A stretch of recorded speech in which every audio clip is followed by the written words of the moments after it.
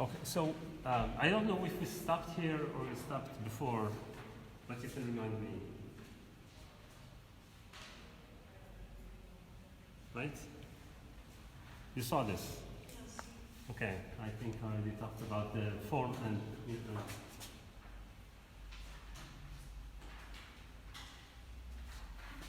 how form and content are inseparable for neocriticism. In other words, the shape of the text is related to the form, to the meaning or content of it at the same time. So I am going to just go over this very quickly.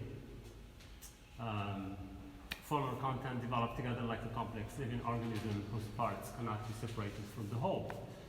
They call this organic unity because all the parts of a literary work, all the things we talked about before, the themes, the form, the shape, but also the paradoxes, the ambiguity. We talked about different things, the tensions, all of those things that are in the text that we find while reading the texts. While reading a story, you find those things that you say, well, there is a paradox, or this is ambiguous, and you try to solve it, right? And if there is a paradox, you try to account for it. So why is this a paradox, right? For example, I gave you examples from books and from things that we have seen. For example, the novel that starts, the Graham Swift novel, Out of This World, that starts with this epigram that says, "What the heart sees not, the heart rules not," which means that what you don't see, basically you are indifferent to that which you don't see, in which you don't care. But the whole story is about proving the opposite. The story is actually there to prove quite the opposite of what that little statement in the beginning says. Okay?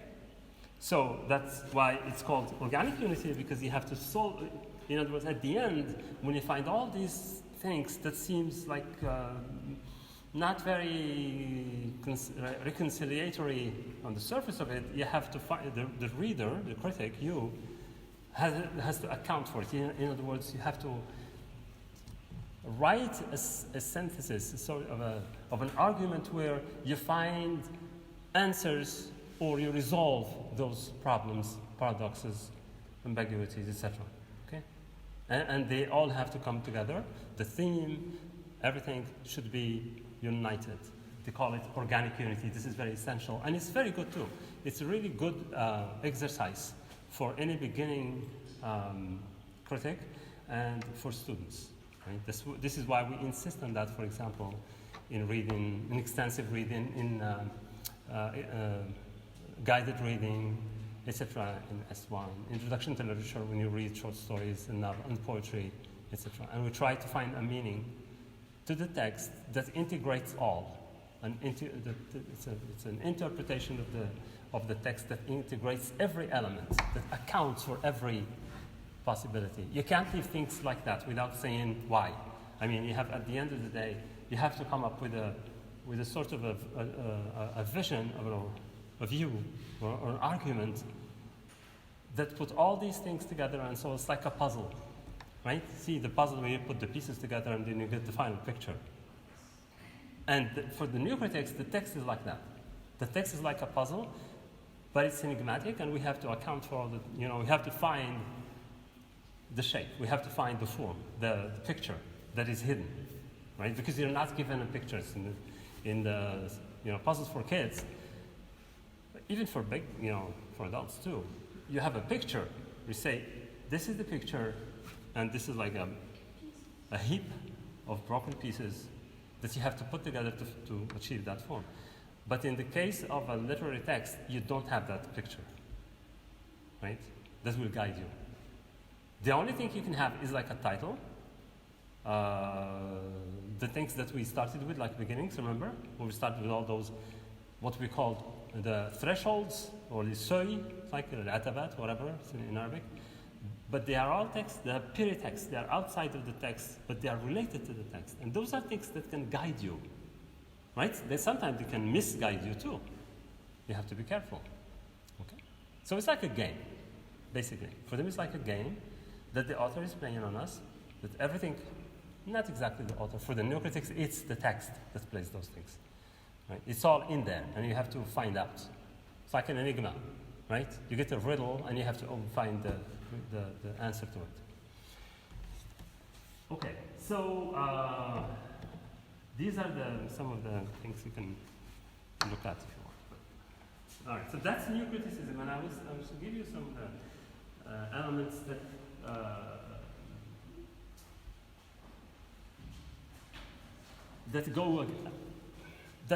actually point the limit, that points to the limit of this kind of criticism. The new critics are good. They do great work. They're wonderful critics. You read what they write, for example, about a poem. Usually they work on poetry and short texts. They rarely work on novels. New criticism is something that cannot be applied to a whole novel, because the novel is crazy. The novel is a crazy form, right? It's very complex. The novel is called novel because it's new, and its shape is always new. It has always something new in it. That's why it's called novel. When it came out in the 18th century, when it started in England, at least in England, the first texts that were written, the people didn't know exactly what to call them, because they were used to, they know what drama is, because they have Shakespeare, they have all that, so they know plays. There is poetry, there is epic poetry, there is different types of poetry. There are small books called pamphlets, or like short text, political arguments and stuff like that. But when someone like Daniel Defoe, for example, wrote his novel called Moll Flanders, the memoirs of a woman of the streets who started as like an orphan and rose all the way to the top and then fell down again at the end, right? He didn't, the thing was, what would you call that? And they called it novel. Novel, it's just something new. Novel means new, right? It's a novel, it's something new. And so since then we start calling it the novel, which is not the same as roman in French. Roman in French insists on an earlier tradition of romance stories. Romance stories is not love stories. Romance stories are adventure stories of knights, right? King Arthur, the legends, you know that? The legend of King Arthur? Right? Those knights that go, there are many stories. And so they go and fight evil and fight monsters, etc. And those narratives are called romances. And they were very, very popular. And then there is this other book that mocked them, this other novel, basically the first novel that mocked this type of writing, this romance. I told you about Don Quixote, the Spanish, Miguel de Cervantes wrote this called Don Quixote. I spoke about this in the first session, about how he is making a parody. It's a mock, like a mock writing, a mock imitation of all earlier romances. The main figure, the main character, is an old man who read so many of those romances that they got into his head. In other words, like he became a little bit crazy, believing that those things can actually happen. And so he started to see himself as a knight. And so he collected some stuff, he has an old horse, a really very old horse, and then he found this peasant guy who told him, come with me, you will be my follower, and then his name is Sancho Panza, and he told him, if you become my servant, my guy, basically, the footman, he does everything, I will give you an island and you will be king. And the guy, because he's simple-minded, he said, yes, I'm going with you. So he followed him, and it was a very ridiculous, very funny kind of thing. But the book in itself is extremely important. It's a very deep book. We can't just read it as a mockery. It is more than that. There's a lot more than that. But anyway, so the novel is like this. The novel is big and it's complex. And there is this Russian critic, 20th century critic, who called it. He had this approach called carnivalesque. It's a carnival, You know what's a carnival? A carnival. Carnival. Right? It's a carnival in the past, in the European tradition, a carnival was like a big procession where you have all kinds of people wearing masks, doing crazy things, and it's like a noisy kind of thing, right? It's like a mess. It's like as a carnival. When I say it's a carnival, it means like really just something that has no order. And there is music, there is play, there is dance, there is jokes, there is gymnastics. You know, they jump, they do all kinds of things. So he can, you know, he said the novel is like that. It's like a setting in which you have all of these things together, right, mixed up. And so the new critics avoided working on novels. You will never find a new critic who wrote, for example, a full article on one novel, going from A to Z, you know, from beginning to end. So they should only work with short texts, like poems, and because for practical purposes, because most of them were professors, so they have to do something quick. They have to have, you know, like a lecture or two on a poem. It's easier than to write, you know, to take like a whole semester to study one novel. But also because the novel is really much, you know, you can't account for everything just like that. And one of the main ways of reading novels today is we don't actually try to account for a contradiction. We even think that a novel that does not have those paradoxes and contradictions and this variety of things is not a successful novel. It's not really well written.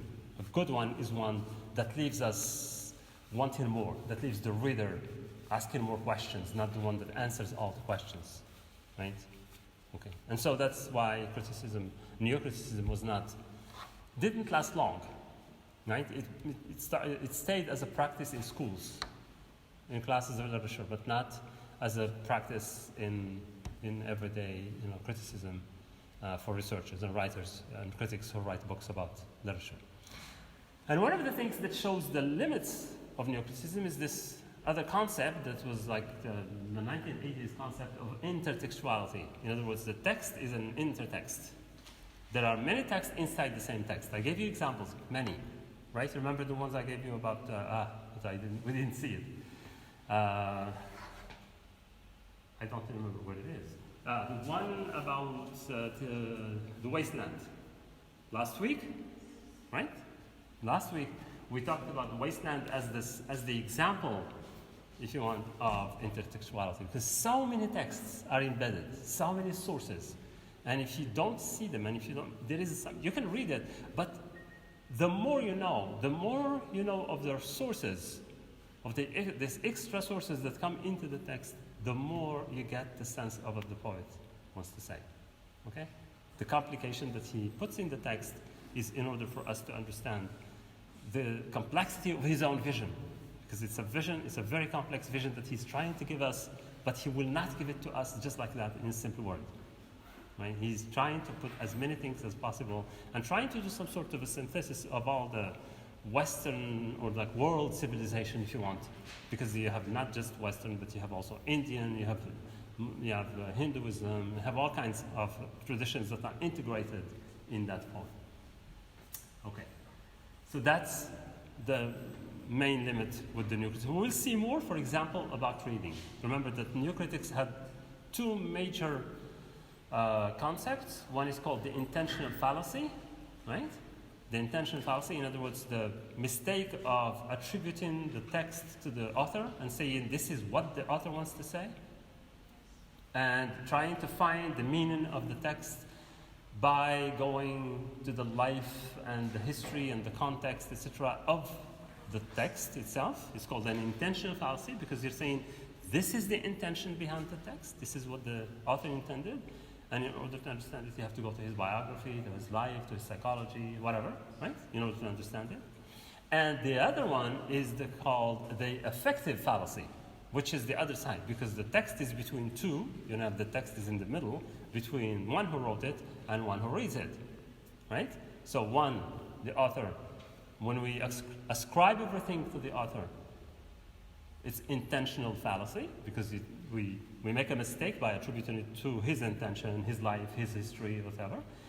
And if we do the same with the reader, we are doing the affective fallacy. In other words, the reader's affects, the reader's emotions are involved in the text, right? The reader gets involved in the text and then comes up with interpretations that are colored by his own subjectivity, by his own craziness, whatever, his own limits, his own biases, his own ideas, etc., etc. So he sees in it himself.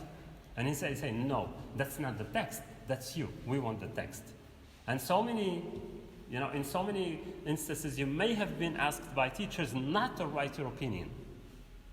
Right? They say, don't write your opinion. Especially in high school, when you write an essay, they say, don't give your opinion. Be objective. Right? And so we have trouble with that now. When we come here, when we come to the university, we say, no, I want your opinion. It's the total opposite. We want you to give your opinion. We want to see your feedback. We want to see how you feel, what you saw, your own view of things. We encourage you to be yourself, not to copy things and bring them from somewhere else and say, okay, well, no, how does it affect you? What do you see? It's your ideas that we're looking for, your own vision. So that's the difference, right? And so neocritics did not like that either. They said, no. The students should not bring anything. They should read the text, but do not intervene effectively, emotionally in it. Don't say, I like this character, or I don't like this character, for example. Do not identify with one, even if it's the victim. If you sympathize with the victim, then you are biased, they would say, right? Because you're bringing in your own emotion. If there is something in the text that brings up something that you have also experienced in your life, and you start going into that direction, then you are biased. They say, no, you're biased. You're bringing into it something that is not in the text. This is you intervening in the text. This has completely changed. Now, all we look for is how actually you can read it. How your experience of life, whatever it is, affects your reading. That's what we want now. I don't know if it's going to change in the future, but most of what we do today is asking the reader to give us their own interpretation, their own view of things, but with good arguments, of course, right? Good analysis. The more you bring into the text, the richer your arguments are. Lots of people don't agree with this because they say, well, you are interpreting the text, you're bringing ideologies, you're bringing this, that's fine, it's okay. I will give you examples of that as we go. Okay, so I will jump all this part because I think that we have seen most of the concept of text, etc. We talked about all that. And we go to the reader. And going to the reader, and before we go to the reader, I will show you first this text.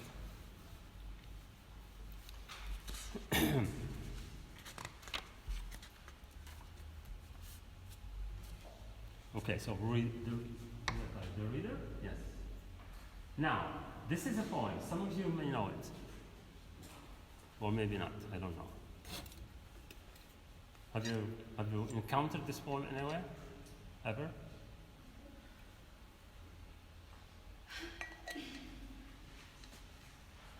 This is the title, it's Ozymandias by Percy Shelley. Shelley is a 19th century romantic poet, 18th, 19th century. A very famous poet who died very young, but he was a rebel, he was like, anyway, we'll see. You can find a lot more than I can tell you on Wikipedia. If you go to Wikipedia and write Shelley, you will find so much more than I can tell you. And I encourage you to use Wikipedia all the time. Whenever there is something, a concept, a name, a word, a title, a book, etc., just write it on Wikipedia and get everything you want. It has so much information there. All the information comes from, can be found there. So the teachers can't tell you that stuff. But what we can tell you is things that you will not find in Wikipedia. And that's the difference between us and Wikipedia. So, what do you do when you come across a poem like this one? It says, this is the beginning.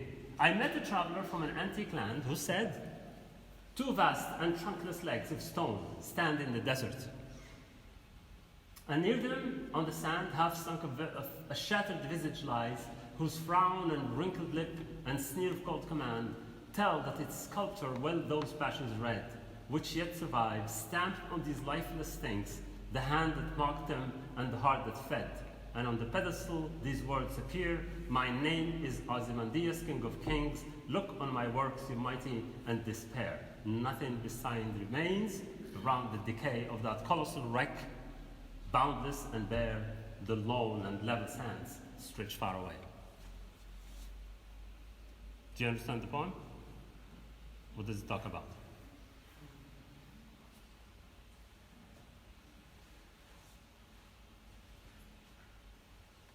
So we have an I, someone talks, a person speaking, I don't know, a speaker, a narrator, someone. Maybe the poet, maybe not the poet, right? Who met the traveler, and this traveler came from an antique land. What's an antique land? An ancient land. Old, right? An antique land. An antique land would be the time of antiquity. When we say antiquity, we're talking about ancient Greece, ancient Egypt, ancient Assyria, etc., the old Mediterranean things, and also the Mesopotamia, etc. That's what we call the antiquity, right? Antiquity is before the history, before modern history, whatever, before history that takes like what we call this era. Some people call it the Christian era because it starts with the birth of Christ and so on. Like this, we are 2022, so when it's like, from year 1 to now, this is the history. But before that, it's called prehistory or antiquity, whatever. Okay. And so he met this one who comes from there, and who said, the traveler said what? He said, 2 vast and trunkless legs of stone. 2 vast means large, and trunkless, without a trunk. Legs of stone. Legs? You know what's legs? Stone, you know what it is, right? Stand in the desert. What is that? 2 trunkless legs stand in the desert. What could that be? Huh? We cannot find the stones. Huh? No, you can find stone in the desert. But it's legs of stone. What could it be? Huh? A what? I can't hear you.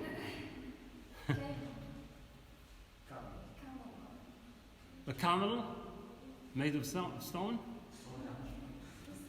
Huh? A dead person? Made of stone? Huh? Stonehenge, that's not in the desert.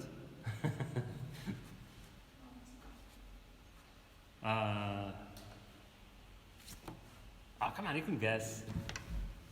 It's a statue. It's a broken statue. It's just a broken statue made of legs, you know. And there are lots of words that can tell you that. There is a sculptor, there is all those pieces of information there that can give you an idea of what this is. It's about a big statue from Egypt, right? In the desert of Giza, right? You know that near Qahira. That's what it is. And so, in the desert, near them, on the sand, half sunk, a shattered visage lies. Visage, you know what it is? It's a face, it's a head, right? Shattered, broken, and it is half sunk in the sand. In other words, half covered by sand. There is only a part of it. So the head has fallen. We have only the legs, broken, and on the sand, and we don't have the upper body part, right? It says trunkless. It's trunkless without the upper part of the body, the trunk, right? Okay? Whose frown? So on the head, there is the face. There is a frown. You know what's a frown? Sadness. Huh? No, it's not sad. It's actually fierce, like more angry than that. A frown. Frown is when you do. You know the frowns? When you I don't know. You do something with your eyebrows. It's like you're looking at someone with anger, or with being strict and being like authoritative, right? The person serious, yeah, right? So with a frown, and it says, whose frown and wrinkled lip, the lips are wrinkled. In other words, there is a sense of like strength, of an authority, right? Saying, that it's not like a happy face, but it's not a sad face either. But it's a serious face. Someone who's really serious, right? And sneer of cold command. So there is even an expression of command, of authority. Cold command.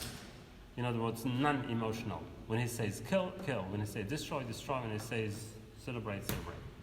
Right? Cold command. In other words, without cold, when you say somebody is cold, somebody who has no reaction, no emotional reaction to anything. Cold command. In other words, very objective, very kind of serious and tough kind of control. Command means, giving orders that asks for obedience. Right? You ask people to obey. You only have to obey. There is nothing else. You obey or your head is cut off. That's it. Okay? So, those expressions and the description of the face says something. What does it say? It says that the sculptor is the person who made the whole thing, the whole statue, well those passions read well those passions. You have to return it over, because the syntax is not always respected in poetry. So well those passions read. In other words, those passions, the passions are, what passions? The ones expressed on the face. What we thought just now. Yeah? The expressions of the face. The passions, he understood them. He read them well. In other words, the artist who made the statue and the face understood the feelings and the personality and the character of the one that he is making a sculpture of, the statue. Right? He's looking at someone and he made a sculpture. He's making a statue of someone, of a king. And the king is called Ozymandias, the king of kings. As you can see, the king of kings. Ozymandias, by the way, is the second, Ramses II. You heard about Ramses, right? The 13th century before our era, dynasty of the pharaohs. And so in Egypt, Ramses II was called the king of kings. And the Greek name is Ozymandias. Ozymandias is the Greek name of Ramses. Ramses is the Hebrew name. It's like the Egyptian name. Anyway, so the artist who made his statue is very good. He's a good artist.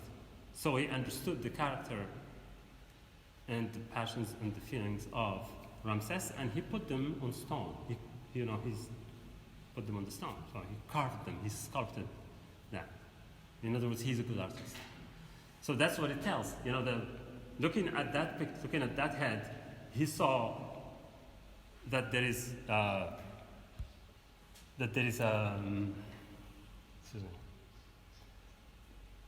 he understood that there is that the artist, the sculptor, is really a master, because he did something really good, which yet survives. So in other words, those expressions, the expressions on the face still survive, stamped on these lifeless things. The lifeless things, of course, are the rocks, the pieces of rock that are falling down. They're lifeless. They're dead. It's pieces of rock. And so they're called lifeless things. The hand that mocked, so what stands on that is the hand that mocked them and the heart that fed. Mocked is a word that is used both for imitation and also for making fun of, but here it is in the sense of imitation. We will see that there is an ambiguity there. In other words, he's talking about the artist as someone who has the mastery. He's really a good artist, so he was able to represent the character of Ramses II through the expressions on his face, right? So what stands on the rock is not just the expressions, but also the art of making those expressions. In other words, a testimony to the artist's ability to transfer those expressions and the character of Ramses on a piece of rock, right? That's why he called it, which yet survives, stamped like a stamp with Y, right? On these lifeless things, the hand that mocked them and the heart that fed them, right? In other words, the understanding of those feelings where they come from. And on the pedestal is the platform in which the statue stands, right? It's like a platform, high platform, and the statue stands on top of it. And there is usually, it's very well decorated, and sometimes there is something written, right? There's an inscription. And here, on this pedestal, these are the words that appear there. And it says, my name is Ozymandias, King of Kings. Look on my works, the mighty, and despair. These 2 lines. What he says is, he's talking to everyone, including the mighty of the mightiest, or the mightiest of the mighty, whatever. Right? Anyone, whoever you are, he says. Ramses is defying, challenging anyone, saying, I am the King of Kings. Look at my works. In other words, look at what I have achieved in Egypt, and despair, because you will never do like me, you will never be like me. Right? This is the face of it. This is if you want, this is the literal meaning of the text. We'll see that there is more than that. Right? He says, you the mighty, in other words, you who believe themselves to be great. Look at what I have. In other words, you will never be, even if you are the king, can you call yourself whatever you want, an emperor or whatever, but you will never reach the glory I have reached. Right? Then you have these 3 lines, the last ones. It says, which is kind of irony, because he looks, look on my works, but then there is nothing remains. Nothing beside remains. There is nothing. What works? Right? A person who goes there and sees that and says, look on my works in mighty and despair. Where are your works? I see nothing. There is only sand. It's all gone. It's all disappeared. Nothing beside remains. Round the decay of that colossal wreck, calls it just a colossal wreck, the statue, the broken statue, round the remains of that broken statue, boundless and bare, boundless, limitless, and bare with nothing on it, just sand, bare, completely bare. The lone and level sands stretch far away. Right? This is a romantic poem, and in the sense that it talks about, you can see that it talks about power, and how power doesn't stay, that there is nothing eternal. Right? Everything dies, everything decays, and whatever you think now, you will not be there anymore after a while. It will disappear and you will leave nothing. Maybe you will leave some traces, that's all. Right? And that's how nature is beyond everything, and that time, nothing is timeless, nothing is eternal, everything comes to an end. Right? And so there is this comment, if you want, on those in power that believe that they are the most powerful, say one day you will not be there, and people will not even remember your name. Right? So, okay. Now I will show you some of the things, why this is important. Why are we talking about the reader in this poem? Now, this is a poem, now I will read it, yes? There's a reference to this poem in the Breaking Bad, right? It is. Remind me. It's the best episode in Breaking Bad. Which one? It's in season 5 when Don realizes that Walter is the criminal in the whole story, and he tries to, break down his kingdom. Right. So it's kind of the same. It's the same analogy. Walter is within his kingdom, Mm-hmm. and being the king of kings now is Right. his kingdom is very decaying. Yeah. Because Don is after him, Yeah. even though he's his family. Yeah. Okay. Yep, that makes sense. Mhm. All right. Now, it's. I want to talk about the reader, us readers, and how this poem foregrounds the reader. It actually puts the reader at first. The first thing that you see is there is, of course, Ayman al-Travel, etc., who said a text, and it's a quote, right? Because you have the dash, and then you have the inverted comma, and then I don't know what it ends. It comes here, right? Until this. This is the story, and so the poem is actually someone else's text. Again, if you want to go to the beginnings, we say, is it Shelley who started this? Well, Shelley wrote this, but is it his own invention, or is it someone told him that? So no, he admits that I met a traveler, I met someone who told me this, right? So it's not even himself. And so when he is listening, let's say, to this story, when the narrator, whoever it is listening to this story, He is listening to a traveler telling him the story, right? In other words, there is another author, there is someone else speaking to him, and that author himself, the traveler, is himself a reader too. Reader, not reading a text, but reader in like let's say using the image of a reader. Because when you listen to a story, you're also a reader, right? You're reading. You're not reading it written, but you're listening it orally. It's still an act of reading, because reading. Then when you listen to the story, you try to make sense of it. You try to give it a meaning. You're doing exactly the same thing. Because if you have read a story on a page of paper, right, on a page, and trying to read it. Okay, so we understand that the position of the reader is not one who's taking a piece of paper and reading, but it can be someone who's also listening, right, and getting a story from someone. Okay, we'll see. In other words, that position in which you receive a text. You understand? When you say reader, we mean the position where someone receives the text, whether it's written on a page or it is heard, right, from someone as a story. And so we have this position that is multiplied. There are different levels of it. The first one is the I. The second one is the traveler. I mean, the I, the person speaking in the beginning, I, who says, I'm a traveler, listens to the traveler telling him a story. That same traveler says that he saw something. He said, I saw two vast and trunkless legs of stone stand in the desert.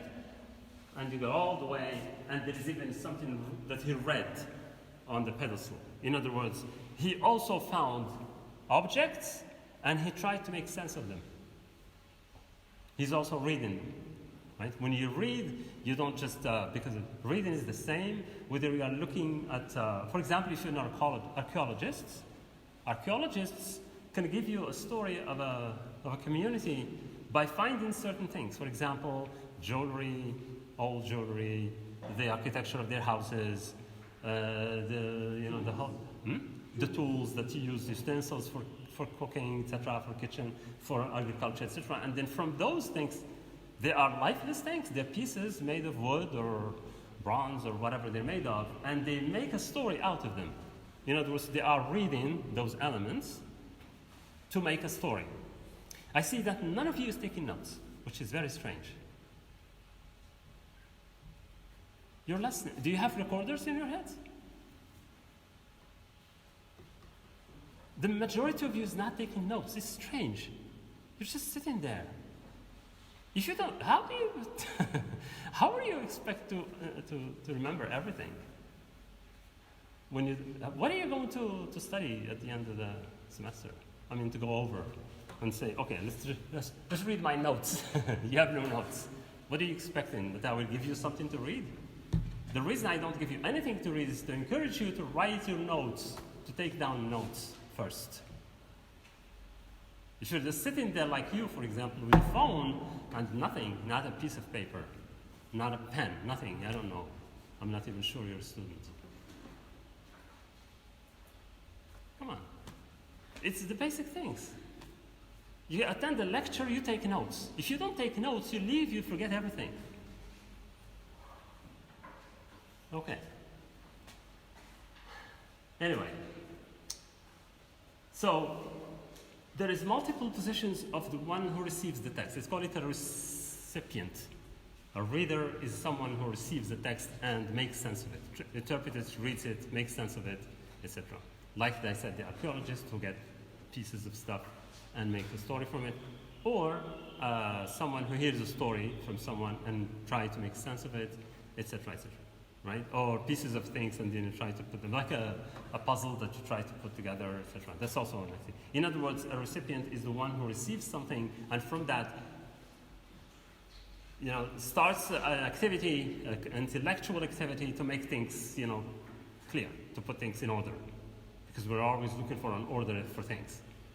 Right? So we have that multiplicity in here. We have the first one is the I who listened to the story. Then we have the traveler who told the story to him, and the traveler himself who actually found a few things in the desert and saw something, right? And tried to make sense of it. Right? And he even read also some of the text that was written for him to read, for him or anyone else. The text that was on the pedestal. that says, look on my works, you mighty in despair. Okay? So we have these positions. So that's why I said that this text foregrounds the reader. It puts the reader to the front, because there is an act of reading. There is different levels of acts of reading in the text. What I'm going to do with this is we will focus on the branch of criticism, or in the school of criticism, that is called reader response. Reader response criticism. Okay? Reader response criticism is an approach in literary criticism and theory that focuses on the reader's response to what they read.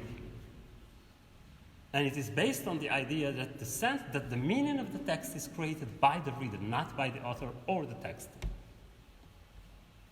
And this connects to what I said earlier about how we encourage you to give your point of view, to give your perspective on things, your own analysis, your own ideas. It connects with that. In other words, as readers of a text, you are encouraged to give feedback. What does it mean to you? Show your capacity of analysis. Make an analysis of it and tell us something. Do you understand? So that's the idea. The idea is that the reader is the one who creates the final meaning. I mean, there is no final meaning, but there is a meaning. In other words, the text takes form in the reader's head. On the paper or on a painting or something is just stuff. It's material stuff. But it's in our heads that it makes sense. And it's the readers who come with theories to understand texts. After all, criticism is about reading. How we read. How do you read a literary text? That's what criticism is about. When we say read, means how you make meaning out of it. How do you create meaning out of what you read? There are lots of schools, there are a lot of concepts, a lot of things, but those are all created by people who read. And so the reading is really the essential thing, the first important thing after writing. I mean, both actually are important, because you write, if there are no readers, there is no point in writing. Imagine nobody reads. Like today, nobody reads. I mean, the majority of people don't read anymore. It doesn't make any sense to even continue writing. Like in Morocco, for example, a bestseller, we consider a book to be bestseller when it reached 1,000 copies. A bestseller in Europe or in the United States, in North America, is when a book reaches 1 million? No, actually more. Yeah, 5 million, 10 million copies of the same book are sold. And then we talk about the bestseller, because people read. Everyone reads. People read books, and they love reading books. In this country, people don't read books. They don't like books. They just like to watch nothing. You know, people in cafes don't even read newspapers. Well, no, it's not. It's a cultural thing. To read, and from our childhood, we're not taught to read books. And do you know why you're not taught to read? Of where someone grows up.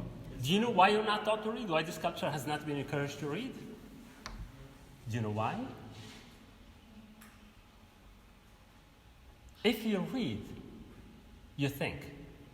If you think, you challenge, you ask questions, right?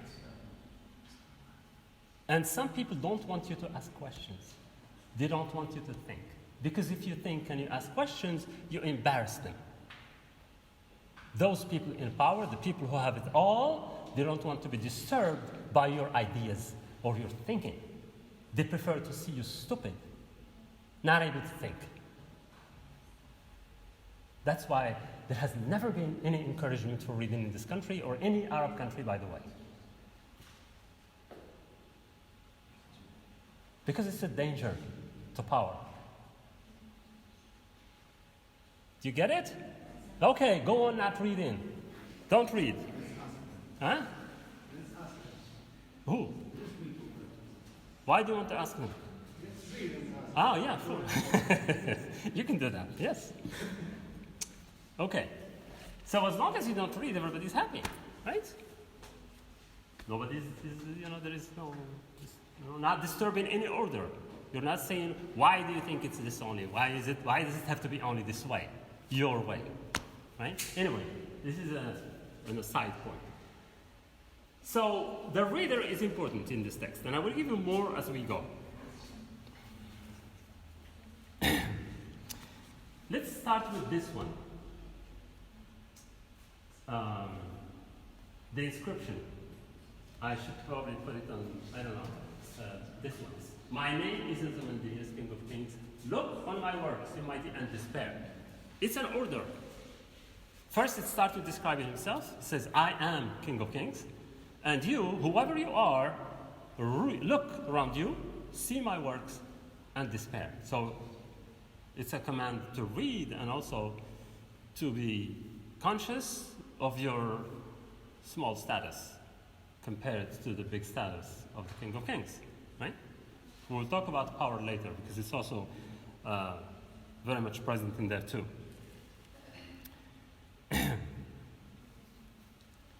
Then we have another one. What says 1, 2, 3? That's line 6. Tell that its sculptor those passions read. Read. We even have it there. Read, reading, reader, right?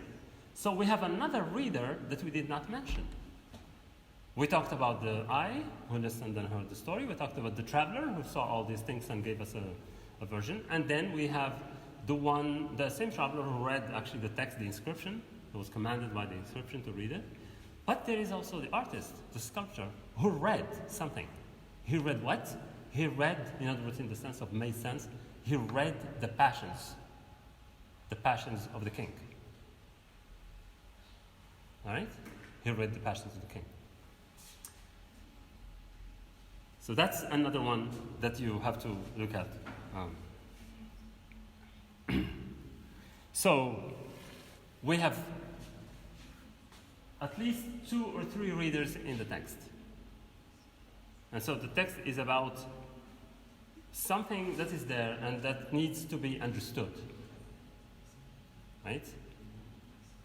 The trunkless legs, the pieces, the broken statue need to be read to make sense of, to understand what they are. Then you have the expressions in the face of the statue, which also need to be read and made sense of. And we have the inscription that needs to be read, that needs to be read, but not just to be read, but also to be understood. Because it commands whoever is there to look around and see the works, and see the achievements, see the realizations, the things that he achieved and realized in real life. Right? And so he said, even though they are not there, but there is still that inscription that says you have to read them. Right? So we have 2 minutes, in each step of the poem, there is this idea of reading. Someone has to read and make sense and understand something that is there and not there. The meaning is not there, but you have to make it. In other words, the reader is the one who makes sense out of those elements, of those signs, the things that we have in the poem. So we have 3 different levels, and each one is asking someone to make sense of something. All right? Let me see. And so we call them framed forms, or if you want, the framed acts of reading. Framed. They all come into some sort of a frame. The first one is the sculptor who reads the face of Ozymandias and expresses it by sculpting, by representing it on stone, right? And the second is the traveler that we speak about, who reads the inscription that is there too. And the reader, us, you, me, everyone, who reads the poem. So we have different instances of reading, of acts of reading, and each one is different, but they're all doing the same thing. And so the reading and the reading process is present everywhere. So this poem, as a famous critic called it, is an allegory of reading. It's a poem that is an allegory. You understand an allegory? Huh? An allegory. Allegories are, I don't know. I don't know who's allegory. I have to raise this up a little so I can put the lights.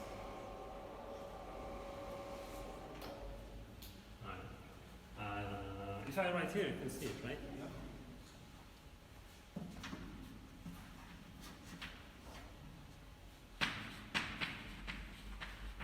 Is it double L? Yes.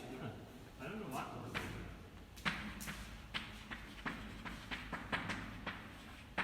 An allegory of reading. It's an allegory of reading. In other words, a story about reading, if you want. But an allegory is a type of stories. What type is that? Like you're bound to deduct a lesson and by the end of the story. Right. There is always something behind it. There is a moral at the end. There is a moral lesson that you learn from an allegory because it gives you a story, and from that story you have to understand a moral principle. Right? You have that in fables, you have different things. Allegory is a general word for many types of stories, including fables, including all kinds of stuff like that. So, that's what we call an allegory of reading. And why do we call it an allegory of reading? Because it foregrounds reading since the beginning. We have different types, different instances of reading and different acts of reading.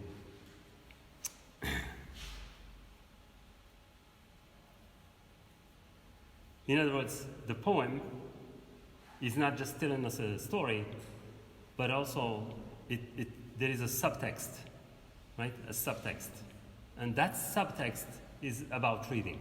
That's what it means, right? Like an allegory, there is always a subtext in the allegory, a subtext which is a moral lesson to be learned at the end of it. Okay? Now, related to this, and this is just to show you a few things about how reading.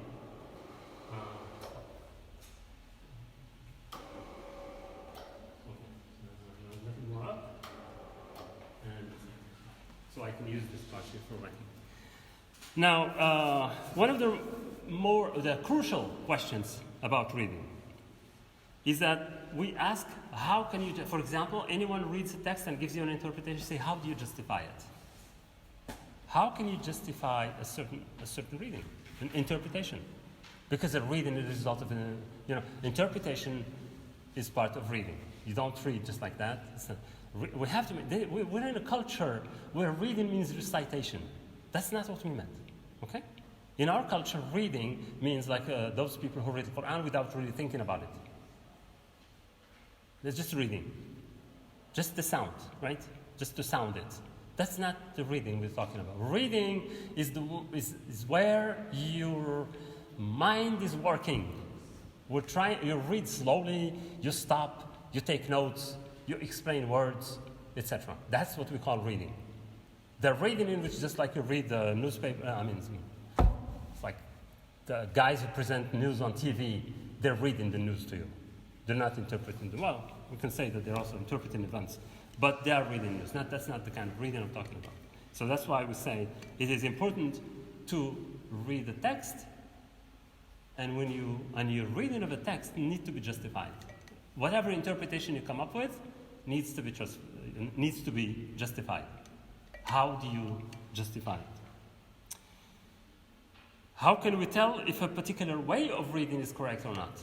Then what is it that makes us say, for example, this is a good interpretation and this is a bad interpretation of a text? Right?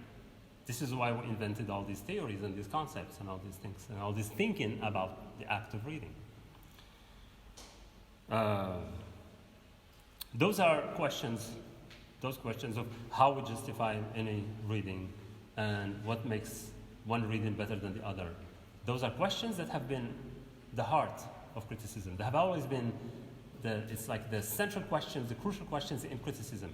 Because criticism is about reading. And by the way, criticism, again, not to understand it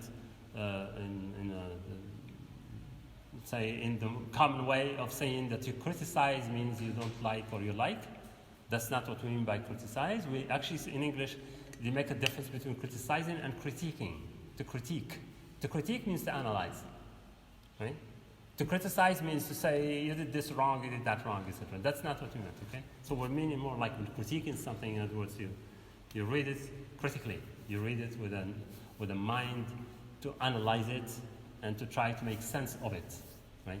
To see the depth, to see what's not on the surface. In other words, you go beyond the superficial reading of a text in order to understand more the complexities, the depth, the ideas that are not, the unsaid, the unspoken, the things that are not there directly, but they are indirectly involved or implied, right? Implied in the text, right? There is even an idea that there is also an implied reader. The implied reader is an important category to it. In other words, the text is written with a view that there is a reader. So that every text includes a reader, and a vision of its reader, and it implies a reader. Right? The text is written to be read. And so the author, when writing his text or her text, thinks of that good reader, the best reader. Right? There is always the idea of a reader that is, for example, T.S. Eliot. I will come back to those texts, to the poem that I gave you earlier, because it's really, it's very useful for many things. And one of them is the idea of an implied reader. There is, for T.S. Eliot, an ideal reader. He implies that there should be, and there must be, a reader who is able to find all of those enigmas and find all of those references that are not said directly, but are only alluded to, right? April is the cruelest month, etc. Echoes something from this, and his ideal reader or his implied reader is the one who is able to find out all of those references that are not directly cited, but implied.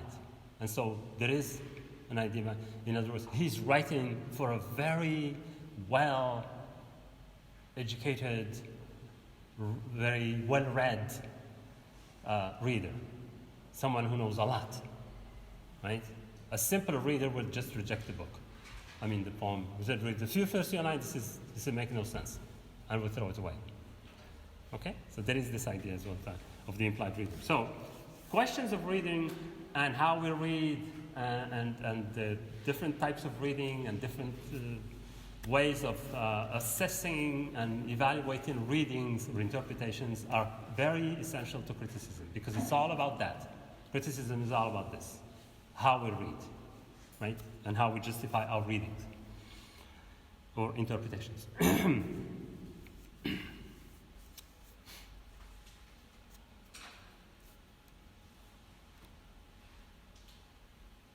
All right, so for example, if we follow the logic in this poem, it says, the traveler says, that he well read, that the sculptor made a good reading of the passions, right? Because it says, tell that its sculptor well those passions read. In other words, he did a very good reading, well read them. He read them well, right? How do we know that he read them well? If all that remains, all we have is just pieces. How even the traveler himself understood the story, or the poet himself? If all that remains is just pieces, just decay, just broken heap, just a heap of broken images, like we saw from the previous poet. Right? So this is a good question to ask, because we have someone who claims that the sculptor, the artist, has read well, right? Those passions. In other words, he was an artist. He knew and he understood. And according to whoever speaks here, the artist, the sculptor, made a great reading of those passions of the kings, of Ozymandias. But we have no way of verifying that. So which way can we say that he read them, that he made a good reading? We have to trust only the statement of the one who said it, right? Because we have no other way of saying that, of finding out.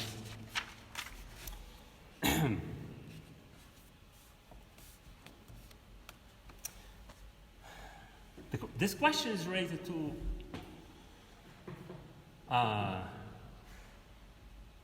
what does it mean to read well?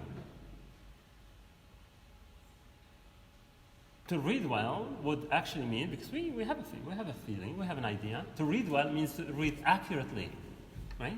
Not to go wrong, to make the right reading. Yes. To discover the deep meaning, to read well, to read faithfully. In other words, in here it means that the artist was faithful. Because in art, if you want to make a portrait of a person, the portrait has to look exactly like the person at that moment when you took it. It's like a picture, right? So it has to be faithful to the things that you copied, right? But is that all? I mean, It's from the expressions of the face. Although the Yeah. sculpture is lifeless, Yeah. the expressions are lively and very. Or represent a certain point. Yeah. But then it's limited by time. It's limited physically because after years later, Ramses became old.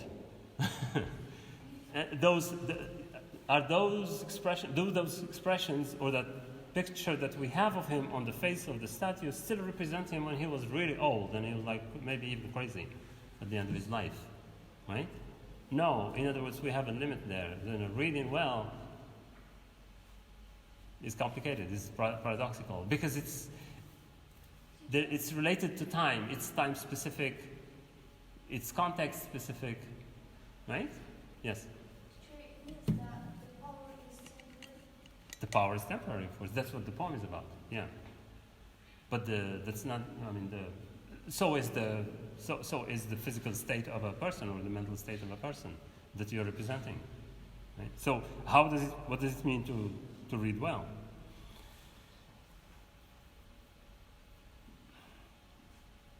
That question itself is a question of reading because say, well, that's a question of interpretation, right? It's all a matter of interpretation. If you say this is a good reading, it's because you think it's a good reading, which is an interpretation of someone else's interpretation, which you find good. So it's subjective. It's a matter of reading. So reading is like, it's like this repeated, it's like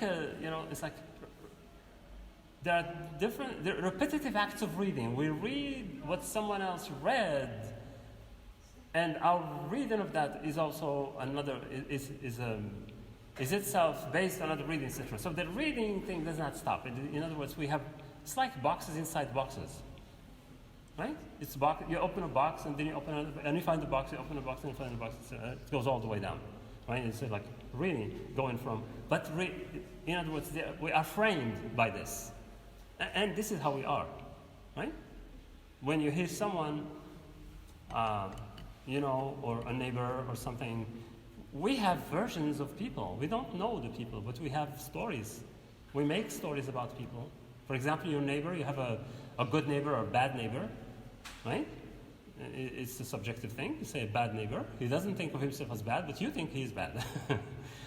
And so your reading of that person is you say he's jealous, he's like envious, he's really bad, he just throws garbage in the street in front of my door, etc., etc. And so we don't have. What we have is a narrative. We all have narratives of ourselves, of other people. Your friends are narratives. When they're not here, they are narratives. Because you can talk to me about a friend, you are giving me a narrative of your. You're not giving me your friend. You're giving me a text about your friend. You're telling me, oh, he's like this. He's really good. He's generous. He's understanding. He helped me the other day. Whatever. It's a story. You're giving me a story, basically, right? And that story is your reading of that person, right? And for me, for example, if I meet that person, then I will compare that person I saw, my own reading, with your own reading. And so we get into this endless act of reading. And this is how life is. We never stop reading. We read people, we read events, we read landscapes, we read architecture, films, music, buses. Even a bus can be read. You can imagine that?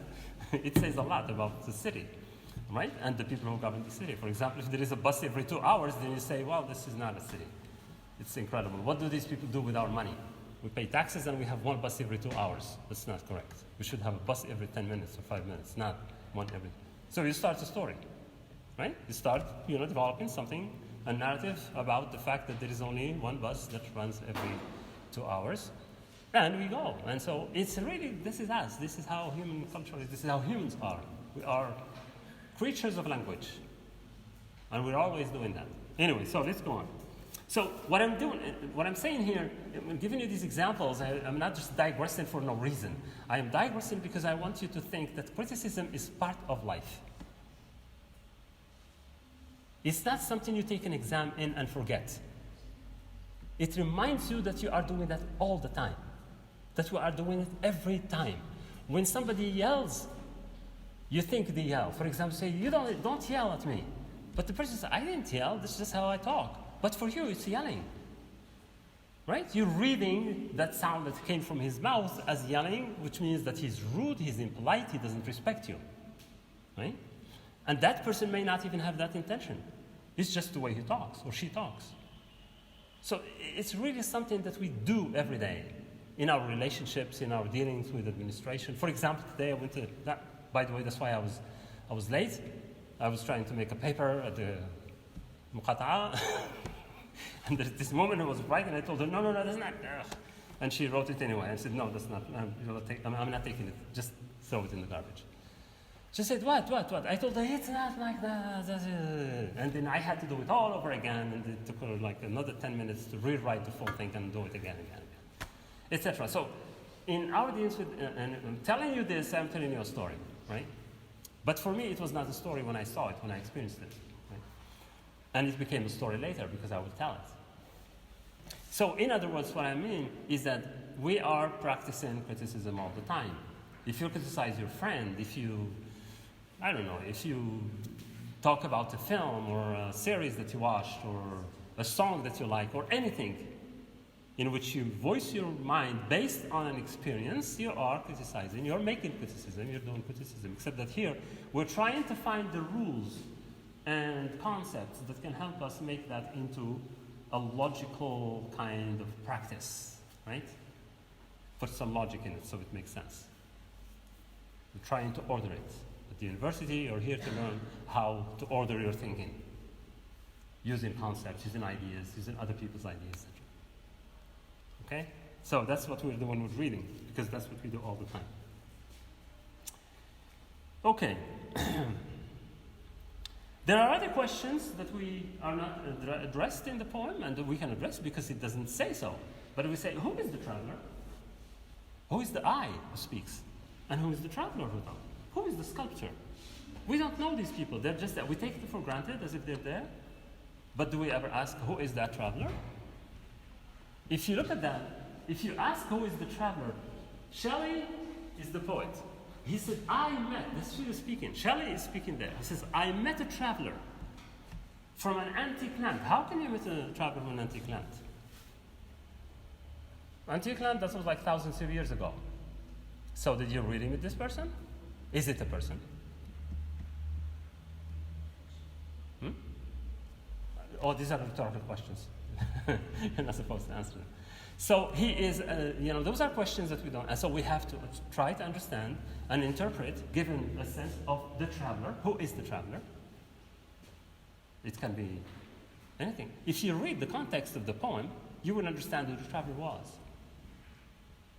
The context of the poem is it's like an occasion, it's like a sort of a contest for poetry on who can write the best poem for the celebration of the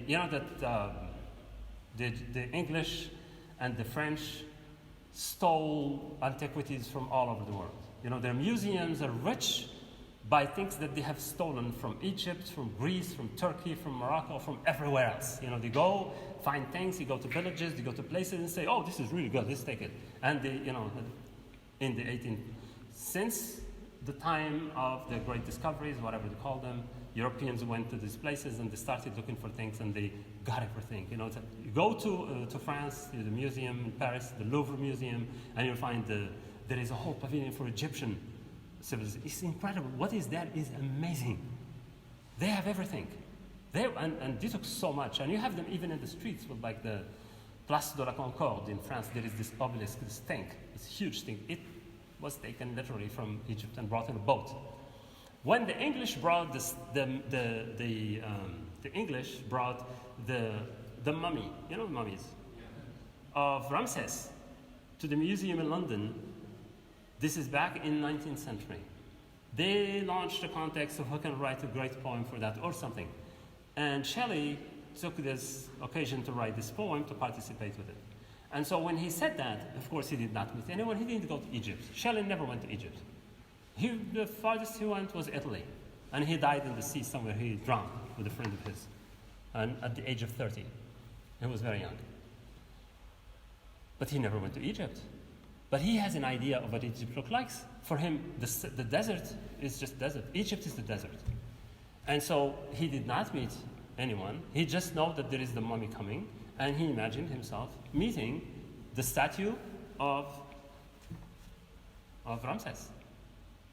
And so he wrote this poem. So the traveler is an imagination. There is no traveler.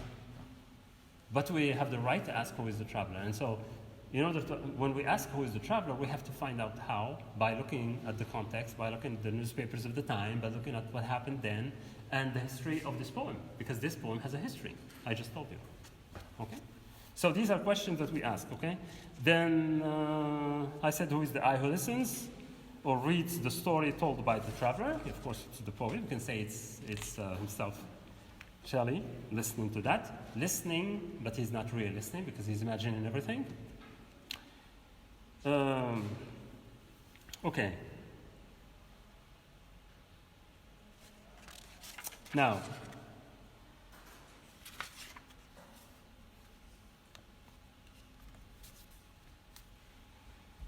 okay, let me see what I can skip and what I can keep. Now, I'm using this poem, like I told you, to talk to you about this school of criticism called reader response. Reader response criticism. I hope I can do that in 30 minutes.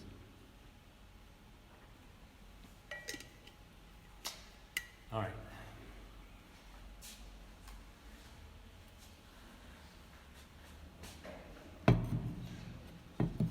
Reader response criticism is a reaction against Anglo-American neocriticism. Remember, I told you about neocriticism and its limits. One of it is that it does not really care about the reader and what the reader does. There is no place for the reader, except the only job the reader has is to discover the meaning that is already in the text, right? By reading the text, the words on the page referring to nothing, not even using any of his feelings or emotions or anything. Remember that? Okay.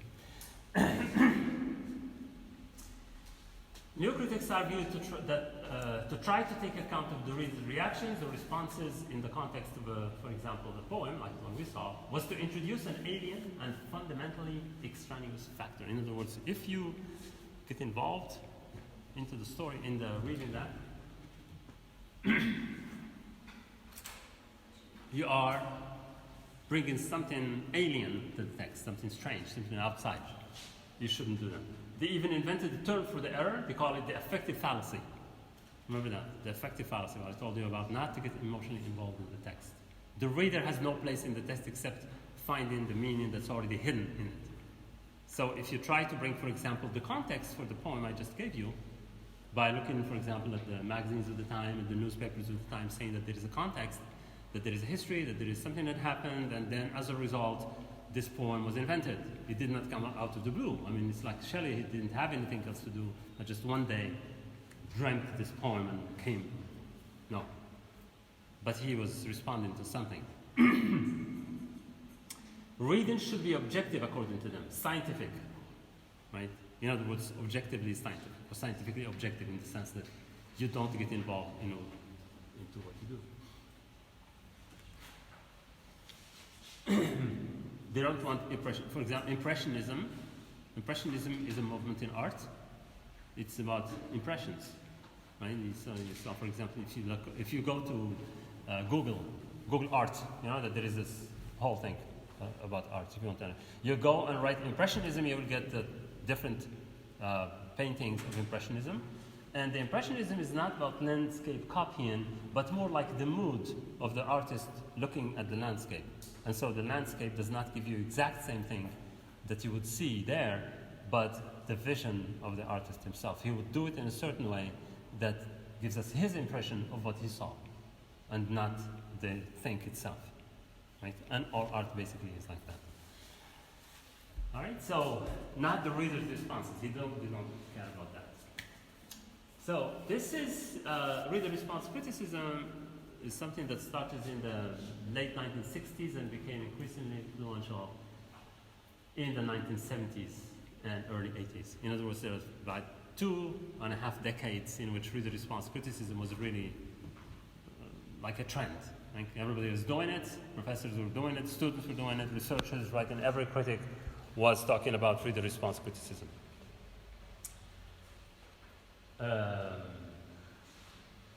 And it, like I said, it questioned the principles of neo-criticism, and especially the one related to the reader. For critics and theorists such as Wolfgang Geiser, this is one of the main figures, you have the names, Stanley Fish, Mike Raffatir, questions of the literary text and its meanings are tightly linked to the role of the reader. In other words, the meaning that we make out of a text is produced by the reader. Right?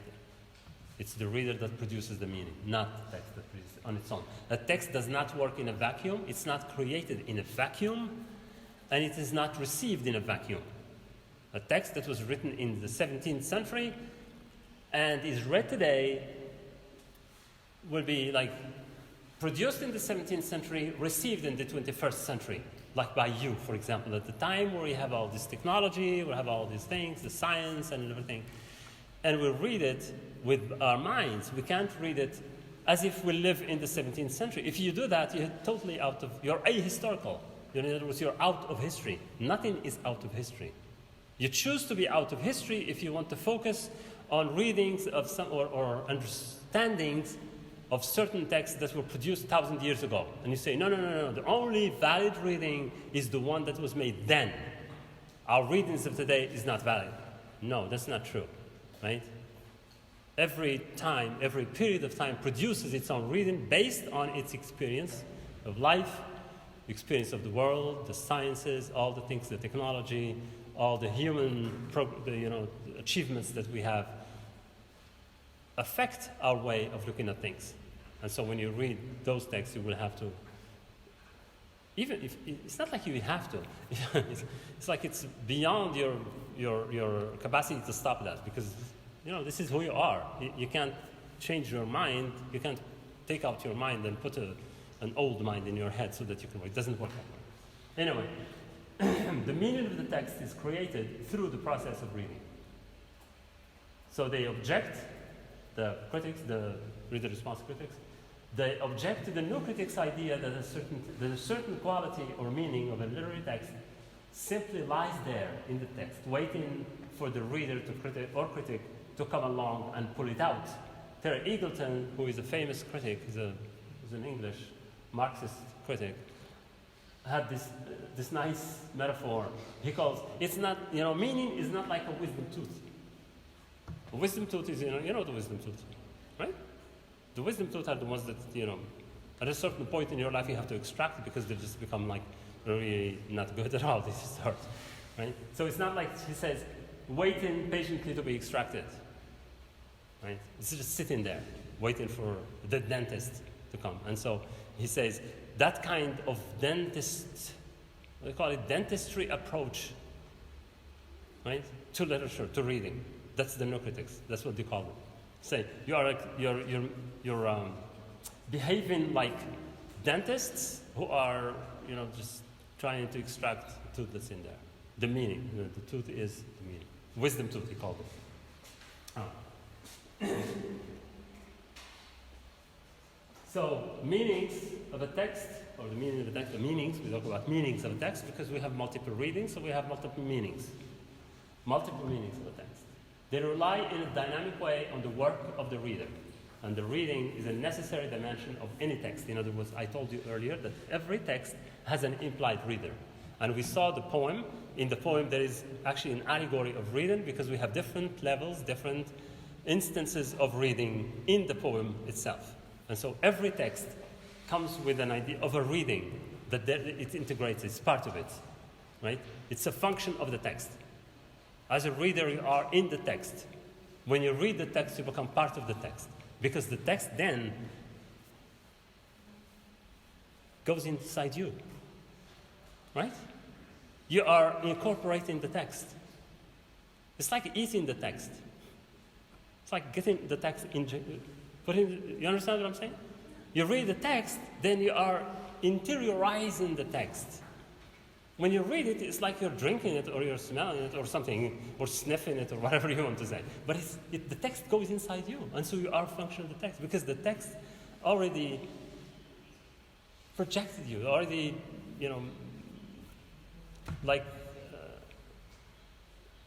you're expected to read. I mean, a text is not a text if it's not read. If it's not read, then it doesn't exist. It only exists when it is read. All right, that's the meaning. So, in doing this, we call it the reader-response criticism created a huge problem. Because we say it created a Pandora's box, or like it opened Pandora's box, a postmodern Pandora's box. Some refer to it. Pandora, Pandora. The Pandora's box, what is in the box? Curses, illnesses, all the bad things. All right. It's in Greek mythology. Pandora is this beautiful woman that was sent to punish human beings. After having, because in 6th semester I will give you more about this, but if you are in my class, we'll talk a lot more about this. Pandora is this woman that was created by Zeus ordered Hephaestus to create a woman, a beautiful woman, with lots of jewelry and lots of makeup, etc. Beautiful woman. And he said, I wanted to, and he gave it a jar, and that jar, called it a box, but it's a jar in Greek mythology, in which he put all the diseases and all the bad faith, the curses, everything that's bad, he put it inside, right? And he sent this woman to the humans, because humans, when they were created, they received fire from Prometheus, right? Now, why did they receive fire?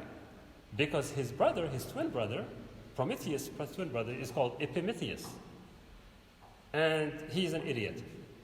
He forgot to give humans any capacities or qualities.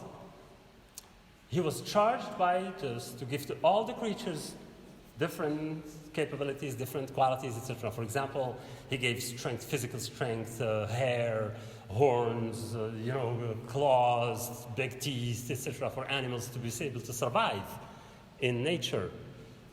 And the humans were the last to come, but he gave everything away already. So when the humans came, he said, oops, I forgot them. I have nothing for them. And the humans are the most fragile creatures on earth.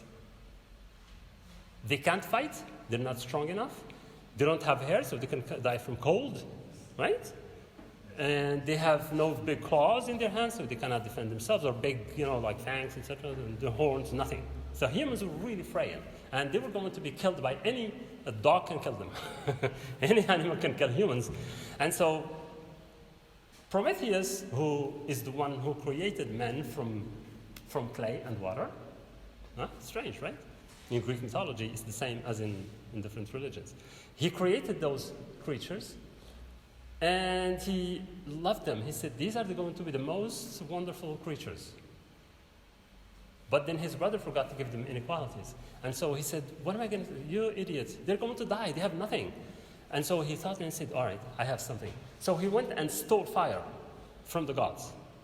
This Prometheus went, stole fire from the gods, and gave it to humans, gave them fire. He said, this will help you. Fire is that which helped them transform metals into weapons, right? That made them cook food, that made them warm in cold, that, it's basically gave them knowledge. Fire is a metaphor for knowledge. Okay? So humans got intelligence. And so they can defend themselves. Right? But Zeus was very angry. He said, Zeus is the god, the biggest god, right? The greatest god of Greek mythology. He told Prometheus, you've made a mistake because you stole the fire from the gods. Only the gods, the Olympians, are allowed to use fire, not the humans. Those are mortals. They're not supposed to. You made a mistake. So he took him and he tied him on a high mountain, and he sent some vultures, some big birds, to eat him alive, to eat his liver. So they start eating it, and it grows back, and he eats things again for eternity, as an eternal punishment for what he did. Okay?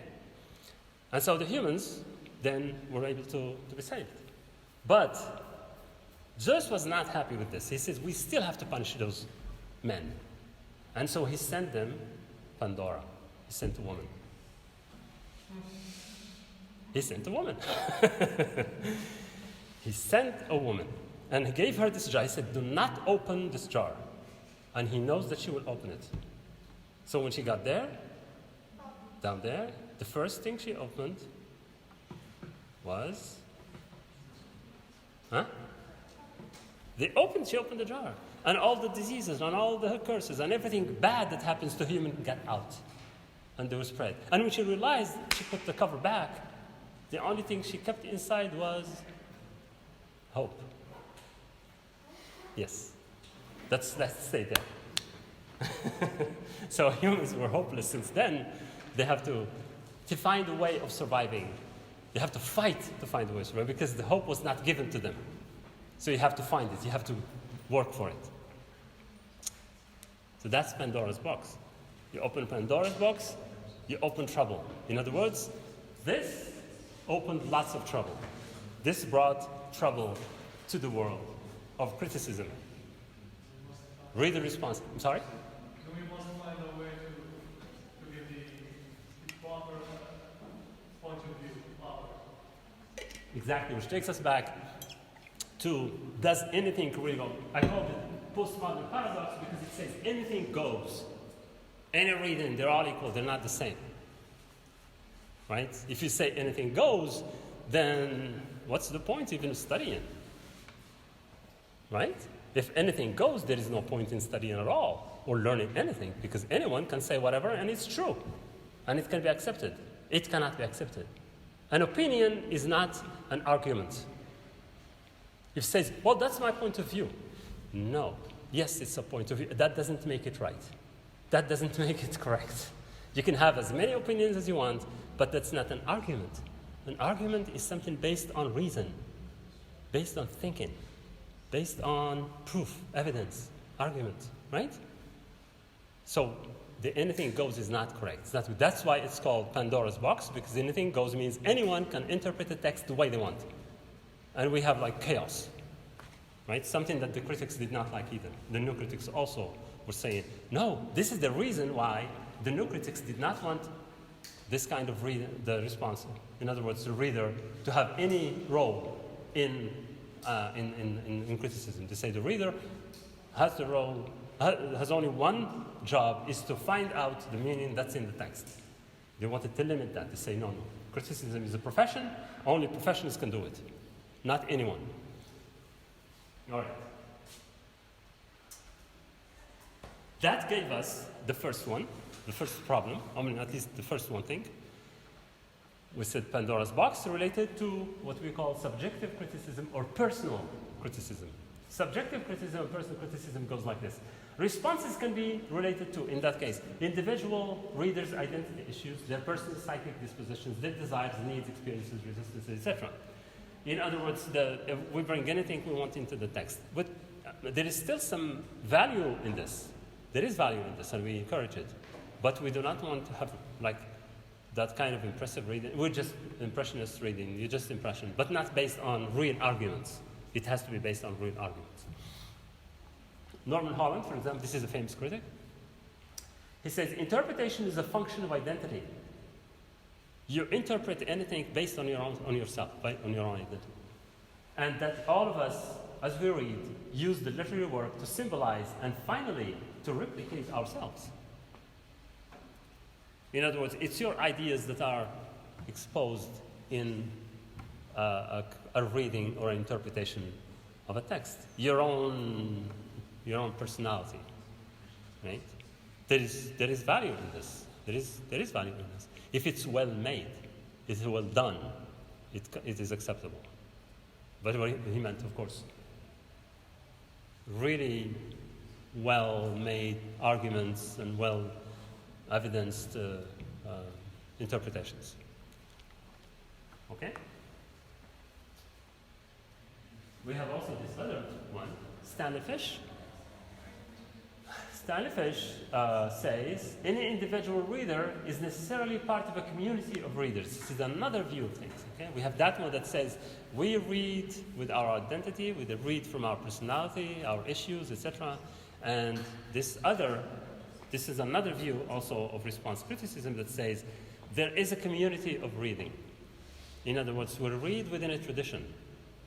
The tradition that we have of reading is the one that we have. For example, I would imagine, for example, that our tradition of reading is one based on recitation, right? And the repetition of things that have been there without adding anything to them. Just reading based on what is already there. That's, in other words, because we have this idea that when you create something new, you are making a big mistake. They say, كل بدعة ضلالة, right? You know that? We call it bid'ah.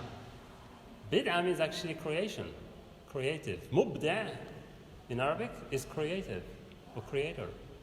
And so we have this strange ambivalence whereby at the same time we say mubda', katib mubda', mufakkir mubda', or sha'ir mubda', fannan mubda', right? But at the same time we say that bid'ah is not good.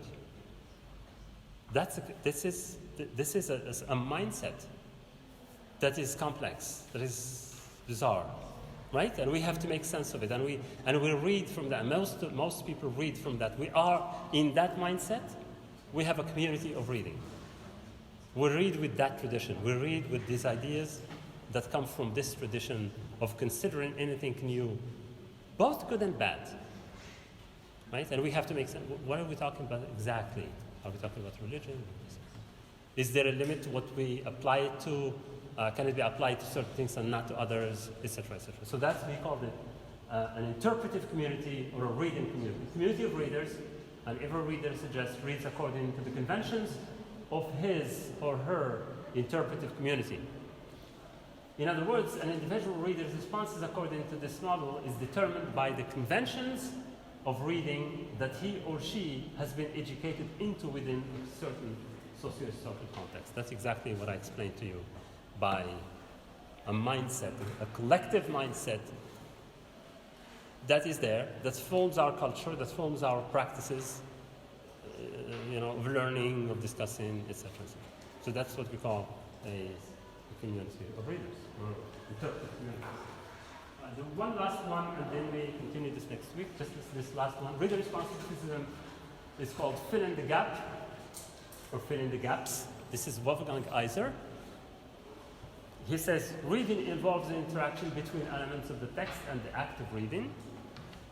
The text is concretized, becomes concrete in our heads. After reading, the text becomes concrete only when we read it. Otherwise, it's just a piece of paper with lots of marks on it. Okay? The text produces certain blanks or gaps that the reader must attempt to complete.